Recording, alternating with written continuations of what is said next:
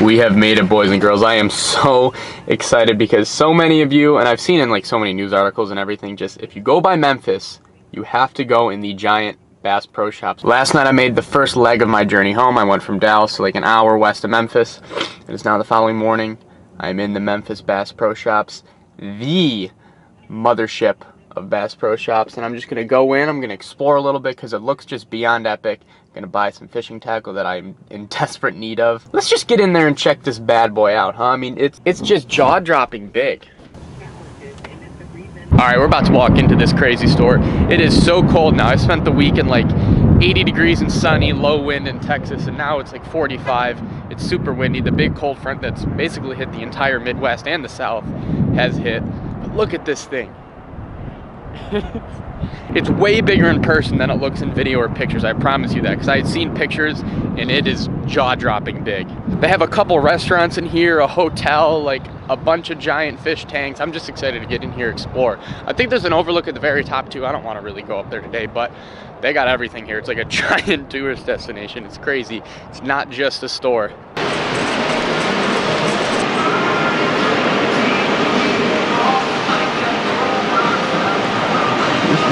Easy.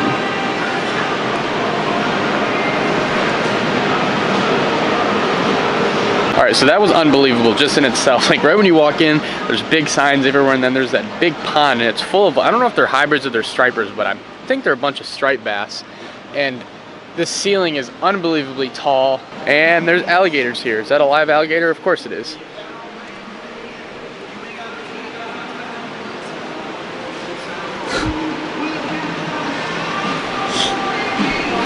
It's like part zoo, part store. I have absolutely no idea where the fishing tackle is. I'm like walking through the kids section. Oh, bait and tackle. All right, well that's a good start.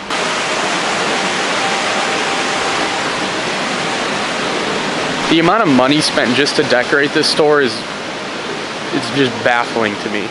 As I expected, their fishing selection is just beyond massive. They have 5 huge aisles just for crappie fishing. Usually in Bass Pro Shops I've been to, they have like maybe 1 or 2 aisles for crappie fishing, but I mean, this aisle is designated just towards swim baits, just swim baits. And then like what I was saying with the detail of everything, just look at the wall.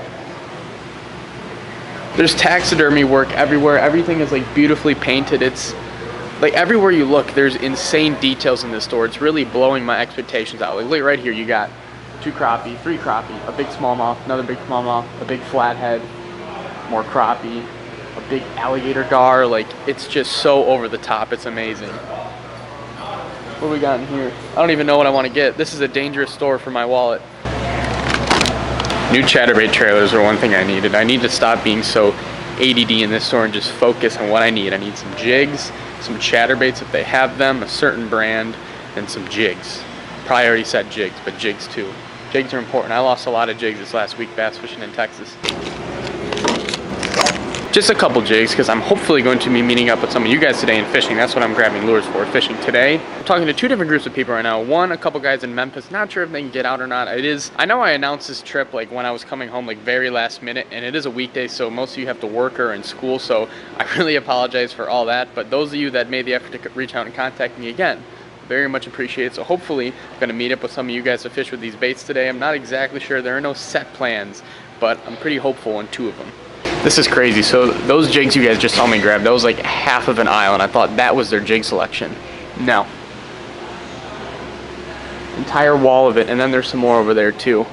Oh, and there's some more behind me.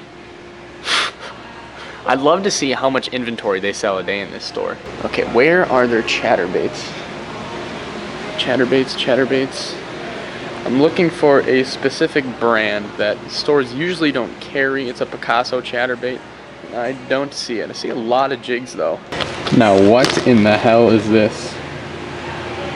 It's like a spinnerbait with a ball on the end of it. I have never seen this before at all. 3D prism ball, flashing or sound.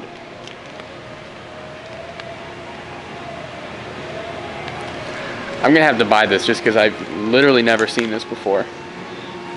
They got a bunch of aisles for spinnerbaits. Sorry, I'll stop oohing and eyeing over this store, but it really is that insane. My favorite trailer's Little Menace. If you don't know, now you know. What else do I need? That's my problem, because there's a lot on the want list, but there's only a certain amount of things that I need. That's always everyone's problem when buying fishing tackle. This is the coolest part I've seen yet. I don't need any Megabass, but if I did, this Bass Pro would have me covered. This right here, this section of Megabass, that is the biggest by like triple that I've ever seen at Bass Pro Shops carry. Maybe I've just been to small Bass Pro Shops before. I don't know why I'm really surprised at this point that they carry this much fishing tackle, but I've never seen such a large selection of everything, including Megabass. It's really hard, but I do not want to spend $25 a lure right now when I already have a couple. All right, I think I have enough fishing tackle. I'm gonna go explore more of the store and check out the upstairs. What's up, dude? Okay, now that I'm upstairs, I can see how much crazy stuff is going on in this store. So the upstairs is like all hunting, gun stuff. That other side is the hotel, it looks like. Looks like those are all the rooms. And then this big tank. Those are absolutely giant, enormous catfish. They got a bunch of trout in there. There's scuba divers cleaning, I believe that's what's happening over there. There's so many fish tanks in here. So there's like the big striper one in the beginning. There's a giant catfish one over here. Looks like there's their main multi-species tank right there. And then over there, there's another pond. I want to go see what's in there. I'm still upstairs. Looks like there's a restaurant right there. And yep, restaurant. And oh look, another fish tank. This would be like a top 5 store in the US to have a hide and seek contest, and I swear. This tank looks like it's all gar and trout. That, I presume, is the elevator to take you to the top for the lookout. Top 5 hide and go seek. I should have done a meetup here and had a scavenger hunt. I would have taken all day or all week. So many places to hide. Okay, I don't know how I accomplished this. I was wrong about this third pond. There's no trout in here. It's a bunch of bass and bluegill. But that, they have live ducks in here.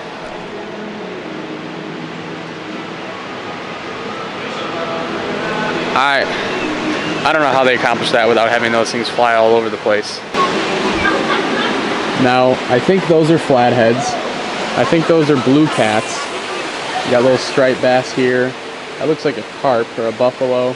Now, I'm not the best at identifying catfish. I haven't really catfished much in my life, so you guys could let me know. I think I'm right. I think the biggest ones are blue cats, and I think those small ones right there. Oh my. Those have to be 100-pound blue cats. And then those are little flatheads, I think, down there. We got a bunch of crappie in the tree, it looks like. Oh, where's the huge bass? I saw some huge bass from up ahead. There's another giant catfish. A hybrid. Oh, you know what? I mistook that as a bass. That's not a largemouth. From way up above, I thought those guys were largemouth. Those weren't largemouth. There's some pretty big largemouth over there. It doesn't look like there's anything way over 10 pounds, except for that guy. That's a really big old one. It's hard to tell just how big he is because he's in the back, but this is a big tank, but it's not that much bigger than any I've seen in the past. This is pretty standard for Bass Pro, it looks like. Now that was just an unbelievable shopping experience. I will never forget the Memphis Bass Pro Shops. If you guys are driving by here, I would seriously recommend. I talked to an employee in there, Peyton, for a good amount of time. Super nice guy. He told me a place to fish because I don't think that fishing with the 2 subscribers I was planning on is going to work. It is a weekday, like I said. It's really hard to coordinate fishing with people when it's a weekday because people have work, people have school, stuff like that. So he gave me a tip on a pond that I can go fish with and hopefully catch a bass in these lures. But he told me some interesting things about this store, that it used to be the Memphis Grizzlies NBA stadium, so that's why it's so damn big. They have like 1,800 fish in there, I think. There's a bowling alley, a couple restaurants, big hotel, obviously all the tackle store. I mean, it's the biggest tackle store in the world. There's all the stuff that I've shown you in today's video. The crazy thing is I missed a ton of it. There is so much to cover in this store. It is absolutely insane. So thank you, Bass Pro Shops. I am gonna go head to the lake now. It is cold out here in southeastern Missouri. It's now like 41 degrees. I'm getting ready to be assimilated back into the cold, the north, and ice fishing, but I'm not quite there yet. I actually totally abandoned my plan to fish the Memphis ponds because I promised you guys many times that I would fish with as many of you guys as possible. And although the Memphis guys did not work out, I went back in my DMs, my emails, and I found another opportunity of a young kid named Luke about, I think we're about an hour and a half south of St. Louis in southeastern Missouri. And he's about to get off school. I'm about to meet him at his house. And we're going to go pond fishing. But the lures I'm going to be using are the ones that I just got from Bass Pro. This, mainly, I want to see how this works. This, like, knuckleball spinnerbait. I am incredibly intrigued by this thing. It's got a rattle. It's not a spinnerbait anymore, so I'm very curious to see how that thing works in the water. And then, of Of course, I got my regular jig, but the big issue I'm running into is that I left almost all of my nice usable rods in my boat to fish in the springtime in Texas. So I'm down to 2 rods, and both of them, the reels are pretty janky and they need to be serviced. So these reels are not going to sound the best, but bear with me. Hopefully I can get on some bass here with Luke. All right, so we just rolled up to the pond. These guys are big duck hunters. Luke, correct? I'm sorry, I'm terrible with names. So Luke, he's the guy that contacted me. Thank you again, Luke. Yeah. Weston, so we got Luke and Weston. Any big ones in this pond? We've caught some decent ones. Decent ones, all right. We're just gonna start slowly working these jigs because it is a pretty big cold front today. Weather's about 45 degrees. This is what I was talking to you guys about. Oh, that's an interesting noise. That's not supposed to sound like that. We're probably not gonna use this rod, but I wanted to see how this spinnerbait looks. Have you guys seen this thing? Look at this spinnerbait I bought from Bass Pro. The knuckleball, so you know what it is. Yeah, have you used it? No. It was so interesting I had to buy it. So you've just seen it before and said this thing looks weird. How does it work in the water? It kind of vibrates. That's weird. The ball doesn't really move much.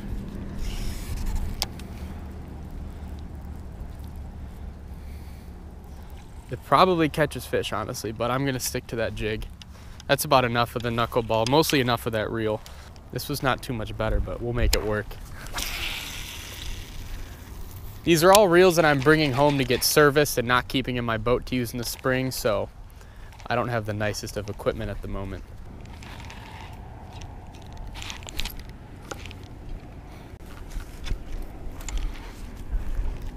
Oh, I found the tree all right. Oh, he definitely dropped a Christmas tree out there. He dropped a real sturdy Christmas tree. Yeah, take some more casts there, thoroughly work that, because I'm gonna have to walk out to the dock and try to get that. And if I walk out there, I'm gonna spook them all. How long are you guys giving me until I break this one off? 2 casts, 4 casts? I don't know, yeah. Oh, if there's a brush pile in there, I'll find it. Oh. Oh, there's one. Yep, I got one now. You just missed one. I got one out in the middle. This feels like it's not that small. Yeah, they do.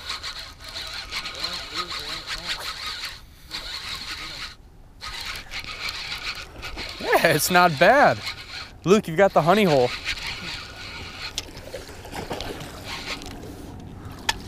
Little Missouri winter bass. Yeah, that's a pretty good one. This is a pretty average one for this pond. It's like a good 2.5 pounder.